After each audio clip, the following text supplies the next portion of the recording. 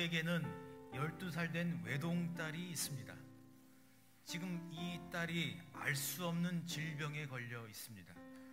그래서 이 야이로는 다급한 마음을 가지고 예수님을 만나러 왔습니다.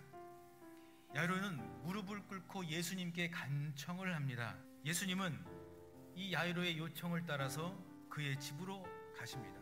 그런데 예수님은 가는 길에 혈루증 앓던 여인을 치료해 주십니다. 그 일로 인하여 시간이 더 많이 지체가 되었습니다. 그리고 아직 집에 도착하기도 전에 야이로의 집에서 일하는 사람이 찾아와 야이로에게 이렇게 말을 합니다. 딸이 죽었습니다. 이런 안타까운 상황들 속에서, 이런 환난과 같은 절망 속에서 과연 우리 예수님은 야이로의 가정을 어떻게 도와주실 수 있을까요?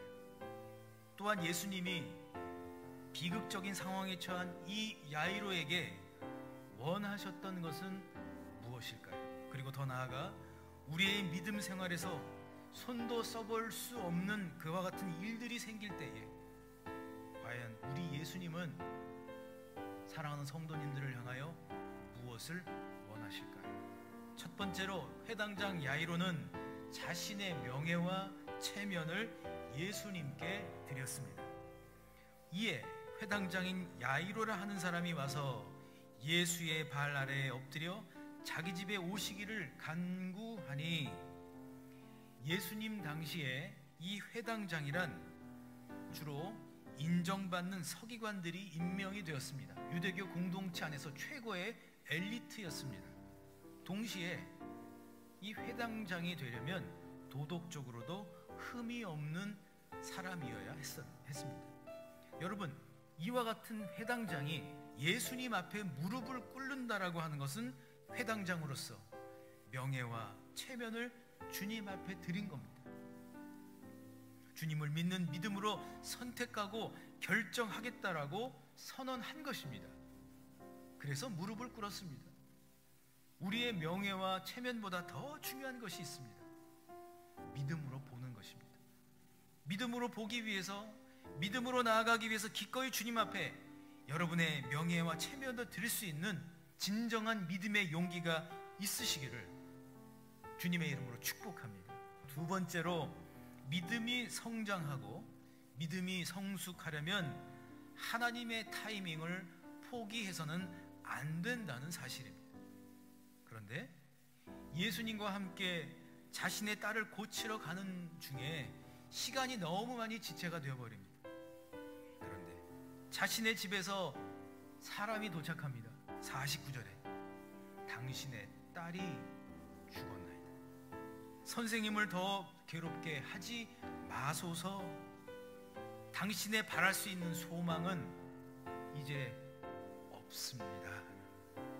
야이로의 삶에서 딸이 죽었다라고 하는 것은 모든 것들이 다 끝나버린 거예요. 더 이상 살 소망도, 더 이상 뭔가를 기대하고 더 행복해 할 수 있는 일들이 없다는 뜻입니다.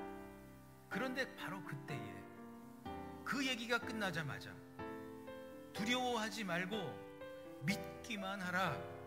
이 두려워하다라고 하는 말을 원어로 살펴보게 되면 경악하다, 충격을 입다, 충격 속에 빠지다, 이런 뜻을 가지고 있습니다.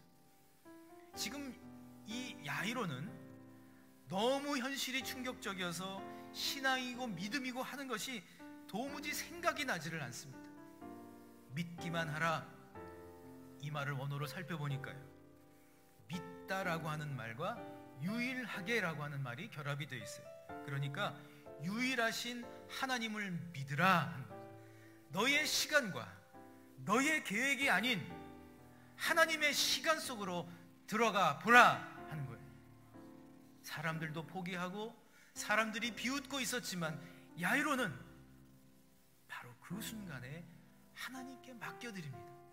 비록 나의 타이밍 가운데는 일이 일어나지 않았지만 하나님의 타이밍 가운데 맡겨드린다면, 유일하신 그 하나님을 믿는다면, 두려워하지 않고 믿기만 한다면 하나님은 이루실 것이다.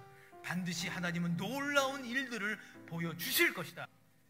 그런 의미에서 지금 사랑하는 성도님들이 믿음의 아버지로서, 야이로처럼 믿음의 어머니로서 끝까지 하나님께 맡겨 드리셔야 합니다. 그럴 때 하나님은 놀라운 일을 하실 줄 믿습니다.